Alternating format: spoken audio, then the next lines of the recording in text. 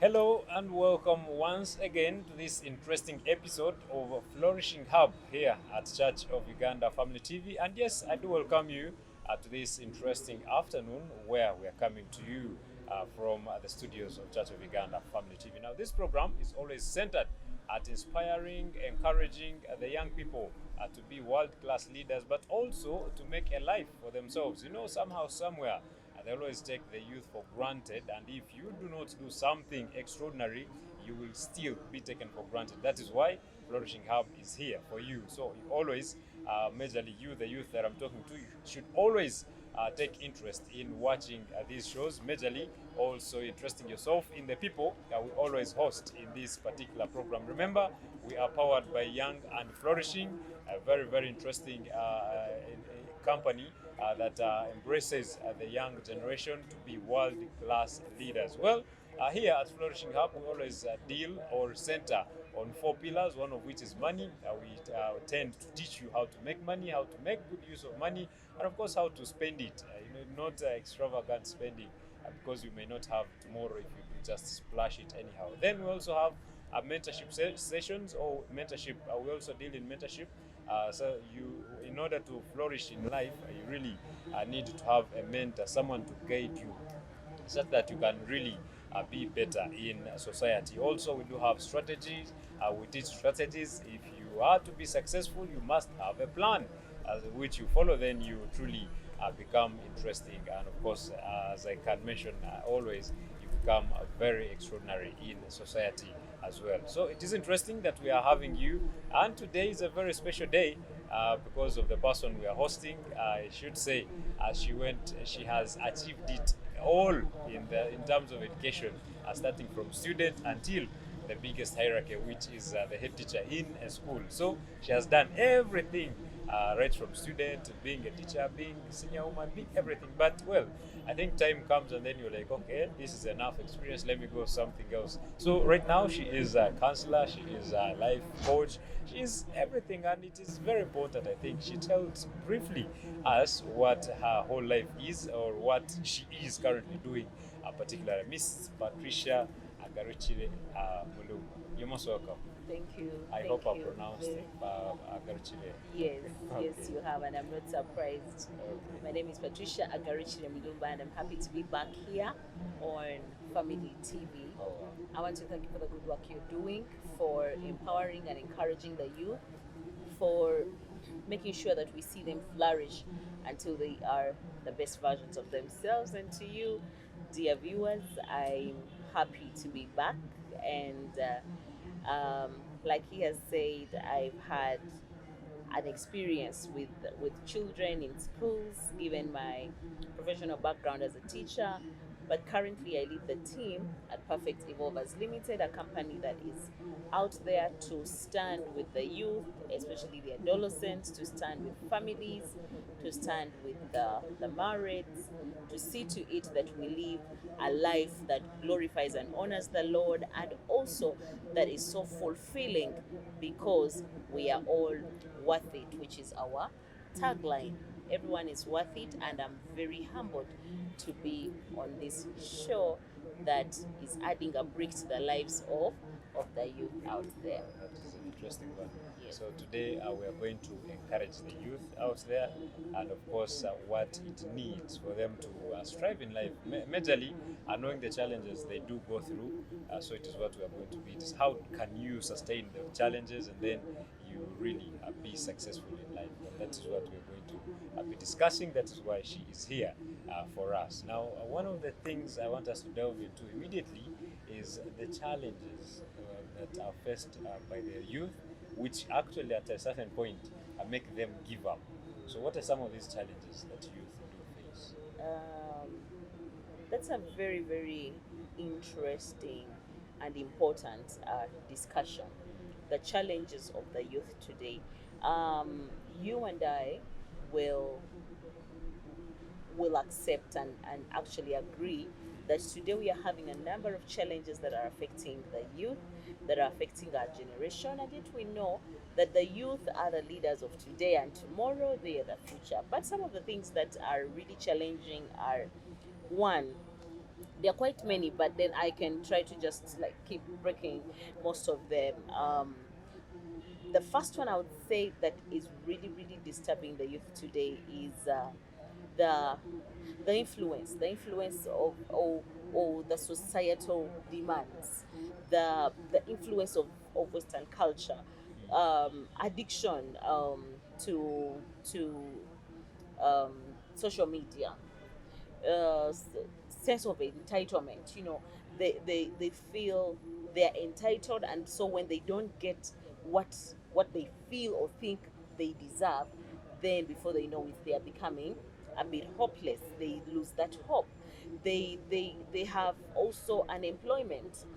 Someone has gone to school and given it their best, and then they come out of school, and guess what? There is no job for them.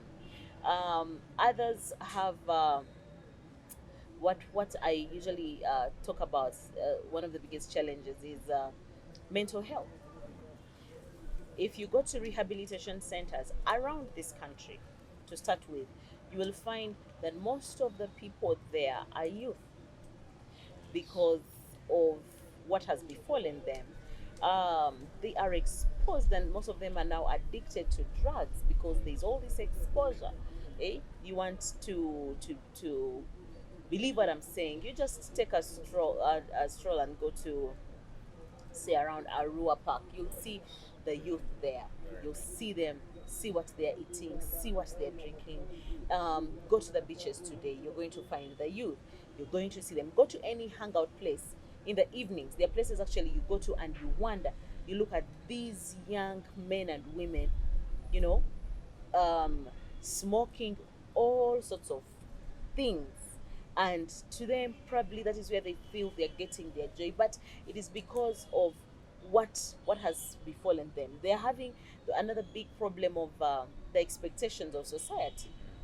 The demands that we expect. You were done with school, so we know after school you're going to find a job, get married, have children, and guess what? If things don't happen that way or in that particular order, then you find someone having um, mental related But do you think issues. schools are doing their best? Because this is stuck in the minds of these young people. They know I'm going to study, then after look for a job, and that's the end of it. There is very less of innovation. Exactly. Schools, I want to say schools are doing their best, and also maybe to thank the Ministry of Education for the new curriculum, which is encouraging the youth to think outside the box.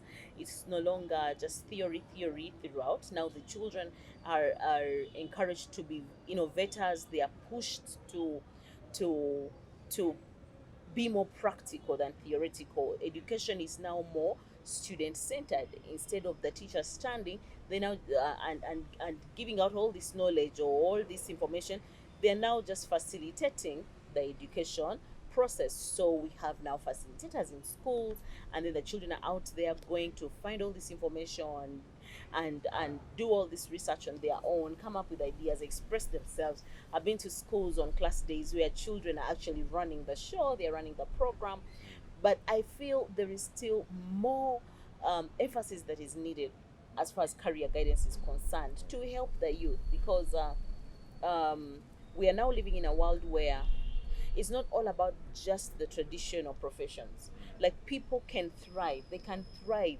in many other spaces. So, and given the environment and given what is happening to the children, to or the different families, the exposure, the abilities that they are expressing nowadays, it's now very important that the schools encourage them to to to express themselves even more, to get involved in all these other areas of society. And then I also know that that cannot happen with just the schools. The teachers have to work hand in hand with their parents, and the parents have to work hand in hand with the teachers, and then the students have to work hand in hand with their parents and their teachers. So there has to be that triangle that has a give and take, like everybody working together, and also um, preaching and encouraging more of the faith, like the spirituality of this child, because now that will protect them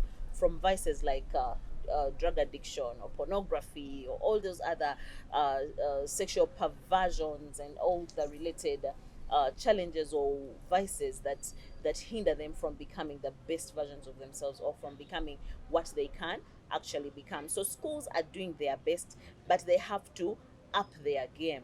Let us look at all these other different professions, careers, such that when this child has done this program at the university and hasn't yet found a job, they can still be able to do something because we have pushed for skills.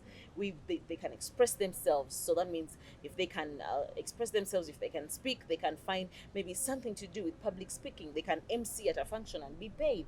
They can um, post a program like this and earn something instead of waiting, and then you're looking for a job and going to every office and writing all this and no one is responding, and then you resort to either killing yourself or harming yourself. So I feel it is a journey that we have to really talk about and push further and further and further in schools and at home, in churches, in mosques, like every prayer place can also, that the spiritual leaders get on board to save the nation, because the youth are actually the future of every nation.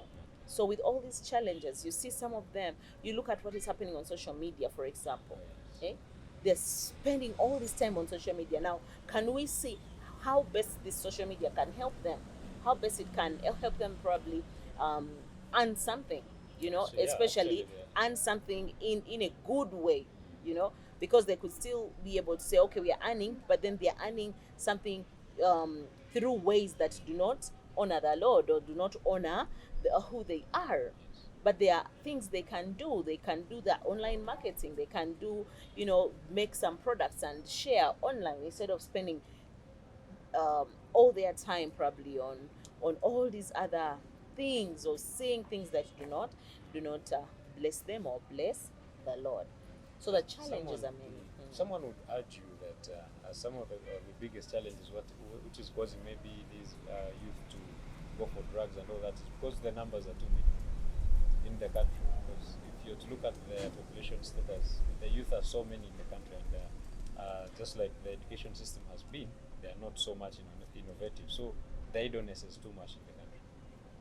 I want to say it is an issue of mindset. Can we have conversations on mindset? Look at countries like China. We know that they are really, really highly populated. But what are they doing?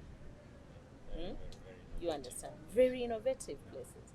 I mean, we've grown up maybe in families that were extended, and there were so many people with very few or limited resources, but then we've seen that almost all the people in such families thrive. And then here you are in a family where you're the only child or you're just two children, and guess what? You're not able to live up to the expectations of life. So that's not an excuse. I used to teach in one of the schools here in Kampala that I believe has a very, very high population. And still you'd find children excelling. So that's an excuse. We can be many in a place, but guess what?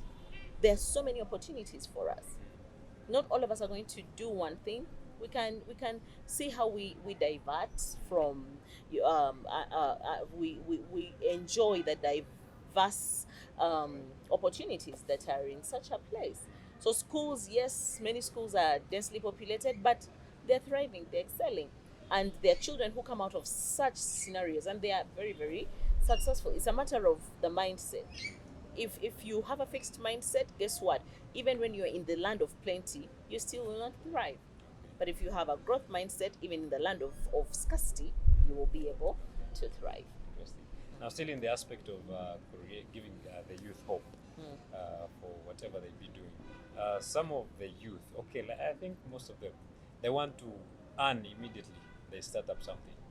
How should that be addressed? Because the urge of the youth wanting to be very wealthy is very, very high. Yeah, I think of course those are the lies that probably they have been convinced to believe.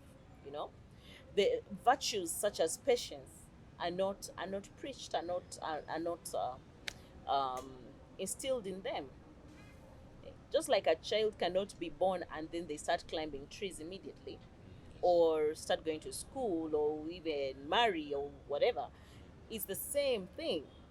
There is need, for example, for you to first of all get the experience in what you're doing. There is need for you to even volunteer in some spaces, because the more you volunteer, the more knowledgeable you become, the more exposure or more exposed that you become. But if you think you're going to leave school, join this space and start earning millions and millions of dollars, guess what? You're going to find yourself probably even joining Ponzi schemes, or going for these get rich quick, you know, schemes, or things, and then before you know it, you're selling your soul to the devil because you want to earn quick. Like everything, we need to be patient. The Lord asks us to be patient.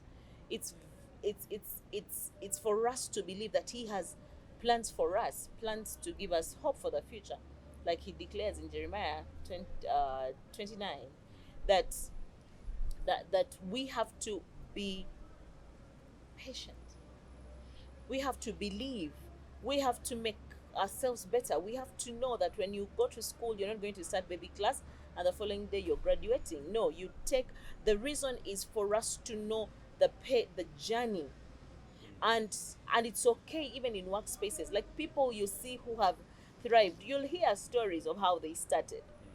So it's the same thing. For example, the young girls out there, you want to get married, and then guess what? You think you're going to get into this home, and this guy already has this car, has this mansion, has everything. And yet it's a journey, and guess what? You can even enjoy that journey if you find yourselves growing together. So I feel it is a matter of acquiring all these virtues that I think we are losing because of the changing times, and start preaching integrity, start preaching honesty, because it is still lack of integrity that is making people corrupt. It's making people embezzle funds. It's making people do things for the wrong reasons.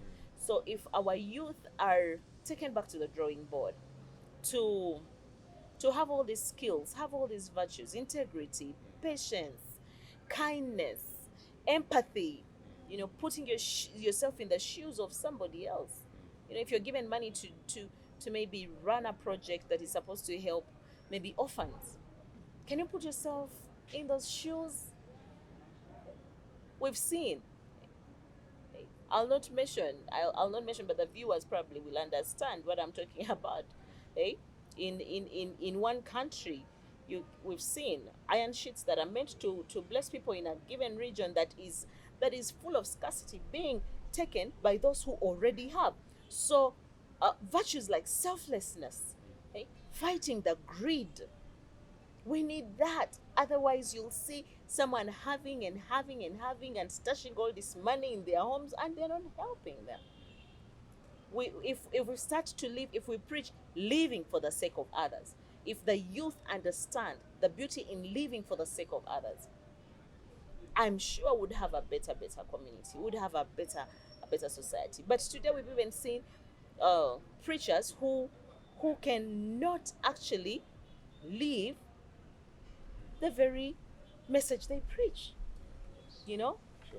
We've seen preachers who are also not living that true example. So as we are looking at the youth, as we are looking at the challenges, it's important that even those of us who are in positions of role models or mentors are actually becoming the real true mentors that we should become. So it's a conversation I feel that needs to be shared and heard over and over again. Like, go back to the basics, see what we can do to help the youth. Okay. We do not want to volunteer when we go to spaces. We want to be employed immediately. And because the manager, for example, is driving tell me the cars, a TX or a Prado or what. So who are you? You're even without even a car, you're still in a taxi, you're underlooking someone that has a VTs.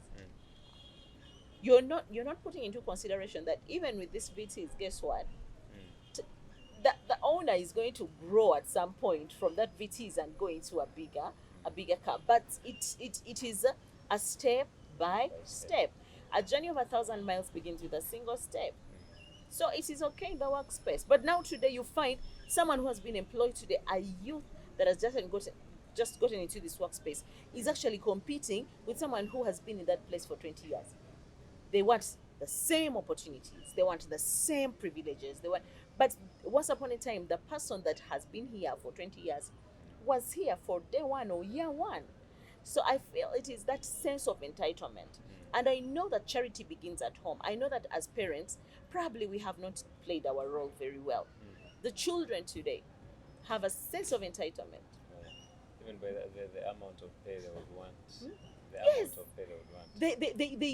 They will dictate. You find somebody who has just come. One of the questions, sometimes I sit on panels, and one of the questions I know that would be very hard to answer is, you're applying for a job and they ask you, how much money do you think you should be paid, or how much money would you want to be paid?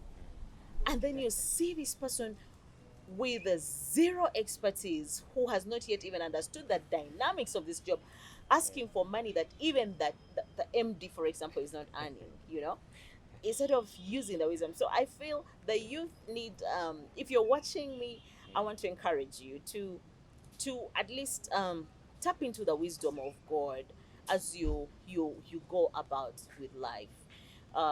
Learn to ask the right questions. Be aware of who you are, what you're capable of. Be willing to learn. If there is, in a world where everything is possible and we have different things to choose, can we choose kindness? Can we choose patience? Can we choose empathy? Can we choose living for the sake of others? Can we choose giving the best? I recently met a young man that makes very, very good. He has the skill to make very, very good bitengi, and then I looked at all the clothes that I had chosen to buy from him and support him, and the finishing was poorly done. And then I told him, look here, look at this dress. The pocket is done, but guess what? One side is not completely done. Look at the hem. The hem is actually falling apart. I said, this is the second dress I want to take. The pocket is still the same. One arm is halfway done. So can we try, even the little that we have, can we try to perfect it? Can we try to at least give it our all? Today, a youth is employed, and instead of working, they're on the phone. We've seen video clips of young girls say at the airport, instead of helping these people check in and all that, guess what? Someone is doing this while on the phone. Can we try to understand that there is a portion of responsibility that we have as the youth, as anybody, not just the youth, like all of us? If we are meant to do something, can we give it our best? If you're a preacher, can you preach? If you are a teacher, can you teach? We have teachers who still will not. Maybe will give notes to children to read and dictate for themselves. Thank God for the new curriculum. That may not be possible anymore. We have teachers who will go to class and not teach and bank KP. And a few minutes to the end of the lesson, they start running up and down like they have no time at all, and yet they had all the time. We've seen, say, even in spaces where somebody is awarding marks to say a child who unfortunately passed on maybe at the beginning of the term, and he has forgotten, but this child now has marks in the exams, meaning they're not doing the right thing. We have seen doctors who will leave a mother that is delivering to die or experience this birth, the childbearing in pain and everything, and he will refuse simply because there's no money yet. And yet we know we can do the basics. You can support her, you can help her. But guess what? Walk around, you'll see the youth. Even when they don't have money, they are in bars. They are smoking shisha and they are all over the place. So I feel these are conversations that we need to push. In places of worship, can we preach this? Can we help each other? Our parents and our parents' parents did better. Can we do that? Today you'll find parents to show love to their children. What are they doing? They're giving them gadgets. You're just giving the child a gadget, no supervision, no monitoring, and guess what? This child starts taking in information that is not going to benefit them, that is actually going to destroy your child. And now this one is going to become a youth of tomorrow, and guess what? We have all this confusion. What an interesting one this is. I think you and I can now believe that yes, Madam Patricia is a true educator, she's a true life coach, she is a true mentor. I think that information has helped so much me and you out there. We really needed it. And of course, we are going in for a very short break and then return with more of what she has to tell us.